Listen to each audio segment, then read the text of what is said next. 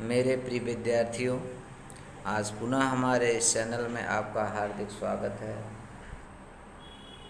आज हम कक्षा 8वीं के भूगोल के दूसरे पाठ पृथ्वी की आंतरिक संरचना इसके बारे में पढ़ाने वाले हैं। बच्चों, पृथ्वी का इंटरनल स्ट्रक्चर कैसा होता है उसे हम पढ़ने वाले हैं।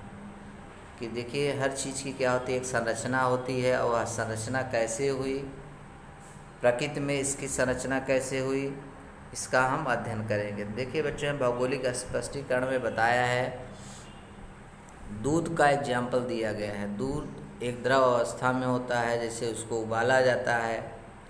उबालने के बाद भाप जो होता है वह ऊपर उड़ जाता है। इसके बाद जब उसे ठंडा किया जाता है तो उसमें दूध के ऊपर मलाई जम जाती है। जैसे जैसे ठंडा होता है वैसे वैसे उसकी मलाई और ज़्यादा मोटी होती चली जाती है। दूध का तापमान अधिक रहता है, लेकिन मलाई का तापमान क्या हो जाता है, कम हो जाता है। तो यह इसलिए इसमें बताया कि बच्चों कि ऐसा हुआ होगा, पृथ्वी की संरचना में ऐसा कार्य हुआ होगा कि पृथ्वी ठंडे होने के बाद जो है उसका जो ऊपरी भूपटल का भाग है वह इसी प्रकार से है। यानी वैज्ञानिकों का कहने का तात्पर्य है कि पृथ्वी की उत्पत्ति सौरमंडल के साथ ही हुई है। इस प्रकार से शुरू में पृथ्वी गर्म एवं वायु रूप गोले के रूप में थी।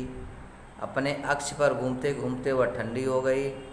ठंडी होने की यह प्रक्रिया सतह से केंद्र की दिशा में पृथ्वी का बाह्य भाग भूपटल ठंडा एवं ठोस हो गया, किंतु आंतरिक भाग में ताप अधिक है और सतह में गर्भ की ओर बढ़ता चला जाता है। क्या? ताप बढ़ता चला जाता है। साथ ही एक विशिष्ट गहराई के पश्चात पृथ्वी का आंतरिक भाग अर्धद्रव अवस्था में है। यानी पृथ्वी का जो एकदम अंदर का आंतरिक भाग है, जो मध्य भाग है, वह अर्धद्रव है, मतलब आधा द्रव, वहाँ पे आधा द्रव और ठोस पाया जाता है।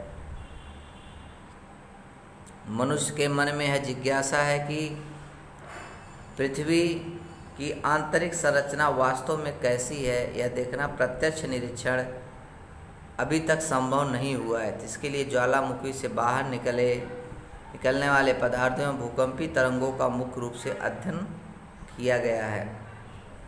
ज्वालामुखी विस्फोट के दौरान बाहर पड़ने वाले पदार्थों में अति गर्म लावा गैस भाप होती है। लावा ठंडा होने पर अग्नेय चट्टानों का निर्माण होता है। तो अग्नेय चट्टानों का निर्माण कैसे होता है बच्चों? लावा ठंडा होने के बाद। साथ ही तापमान, घनत्व, गुरुत्वाकर्षण बल के अध्ययन से पृथ्वी की आंतरिक संरचना समझने का प्रयास किया जाता है।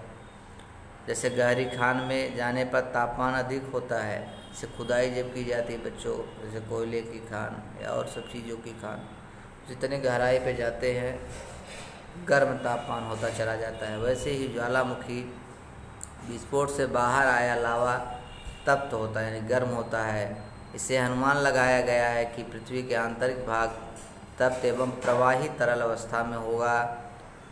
ऐसा अनुमान भूगर्भ वैज्ञानिकों ने लगाया। पृथ्वी के अलग अलग भागों में हर साल भूकंप आते हैं। इससे भूकंपी तरंगों की उत्पत्ति होती है। यह पृथ्वी के आंतरिक भागों से गुजरती है।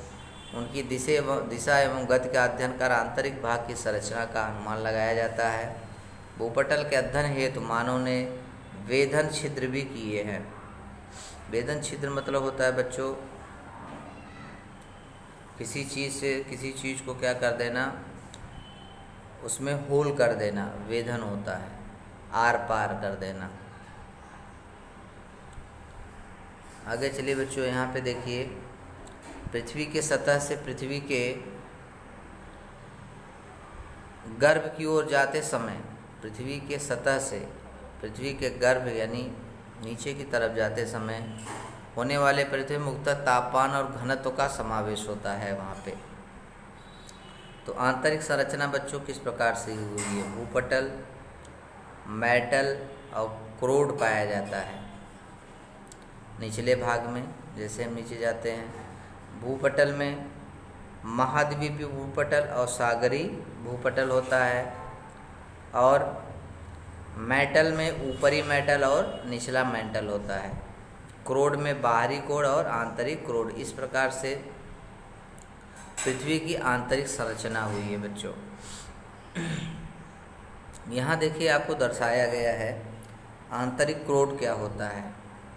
यह सबसे निचला भाग होता है, फिर उसके ऊपर बाहरी क्रोड होता है, फिर मेंटल आता है, फिर भूपटल आता है जहाँ पे हम रहते हैं। अब यह भूपटल महाद्वीपीय भूपटल होता है और महासागरीय, दो टाइप्स के होते हैं। जिस पे हम रहते हैं वह क्या होता है, महाद्वीपीय होता है, हम द्वीप पे रहते हैं। और जो मालूम है जैसे 71% जो है बच्चों, भारत में 71% से ज़्यादा पानी ही पाया जाता है, समुद्र महासागर ही है। तो पृथ्वी की संरचना इस प्रकार से हुई बच्चों।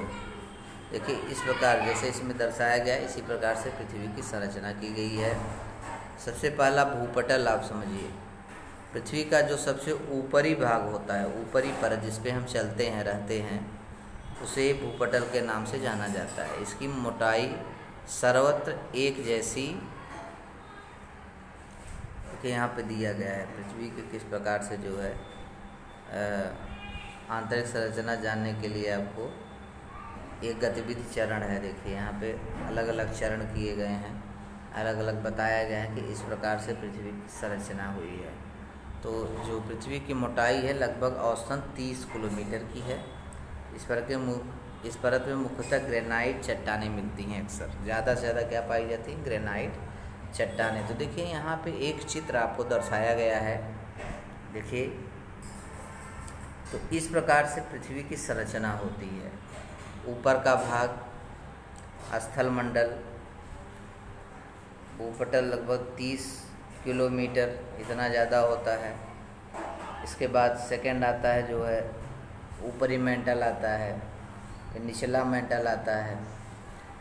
भूपटल एवं मेंटल लगभग 100 किलोमीटर स्थल मंडल से होती है। इसकी ऊंचाई बाहरी क्रोड जो होते हैं द्रव्य होते हैं, मेंटल ठोस जो होते हैं पाए जाते हैं। आंतरिक क्रोड जो है इसको देखिए लगभग 3471 किलोमीटर लास्ट वाला क्रोड होता है। अब केंद्र जो होता है 6371 किलोमीटर, इतना निचला जो इसका केंद्र पाया जाता है पृथ्वी के आंतरिक संरचना से पता चलता है। तो महासागरीय भूपटल, महासागरीय भूपटल क्या है? यह भूपटल किसी दूसरी परत है या परत सिलिका एवं मैग्नीशियम से बनी है। जैसे भूपटल ग्रेनाइट चट्टानों से बनी हुई है, तो उसी प्रकार से महासागरीय भूपटल जो है सिलिका एवं मैग्नीशियम से बनी है। इसलिए इसे पहले सीमा के नाम से जाना जाता था। सीमा और सियाल बच्चों आप पढ़े होंगे, सीमा के नाम से जाना जाता था। इस परत की मोटाई लगभग कितनी है? 7 से 10 किलोमीटर। इस परत का घनत्व 2.9 से लेकर के 3.3 ग्राम प्रति घन सेंटीमीटर है। इस परत के मुख्यतः बेसाल्ट एवं गेब्रो श्यामसन चट्टानें पाई जाती हैं। तो आंतरिक भाग में देखिए बच्चों परतों में कुछ पाए जाने वाले तत्व हैं, जैसे सिलिका है, एल्युमिनियम, सिलिका, मैग्नीशियम, निकल, फेरस, ये सब पाए जाते हैं। कहाँ? आंतरिक भागों में पाए जाते हैं। पृथ्वी का आंतरिक भाग देखिए दिया गया है। औसत रूप से इसकी मोटाई 30 से 35 किलोमीटर मानी गई है। महाद्वीपों के नीचे इसकी मोटाई 16 से 45 किलोमीटर के बीच में है। प्रश्नियों के नीचे इसकी 40 किलोमीटर से अधिक है। सागर के नीचे मोटाई 10 किमी से कम है। ठीक है, आप 2 जो है 2 को देख सकते हैं इसमें, जैसे दर्शाया गया है 2.2 में इसकी महासागरीय भूपटल से इसकी सीमा जो होती है। महाद्वीपीय भूपटल, महाद्वीपीय भूपटल मुख्यतः सिलिका एवं एल्युमिनियम के तत्वों से बने हुए हैं। तो ये देखिए जैसे जैसे हम नीचे जाते हैं सब अलग अलग धातुएं तत्व पाए जाते हैं। इन तत्वों की प्रचुरता के कारण इस परत के सियाल भी कहा जाता था। महाद्वीपीय भूपटल का घनत्व 2.65 से लेकर के 2.90 ग्राम प्रति घन सेंटीमीटर है। महाद्वीपीय भूपटल की मोटाई जो है और अत्यधिक है। मेंटल प्रवार, भूपटल के नीचे मेंटल परत पाई जाती है। मेंटल के ऊपर एवं निचला मेंटल दो विभाग किया जा सकता है। ऊपरी मेंटल अधिक प्रवाही है। इसी भाग से लावा के कक्ष पाए जाते हैं। ज्वालामुखी के विस्फोट के दौरान यह लावा पृथ्वी की सतह पर जाता है। तो बच्चों, आज के लिए इतना ही। आप इसे पूर्णतः अच्छे तरीके से देखिए और समझिए। आगे के बारे में हम आपको बाद में बताएंगे, तो आपको ज़रूर यह समझ में आया होगा। इसे सब्सक्राइब करें अगर आप सब्सक्राइब नहीं किए हैं, लाइक और शेयर करिए। धन्यवाद।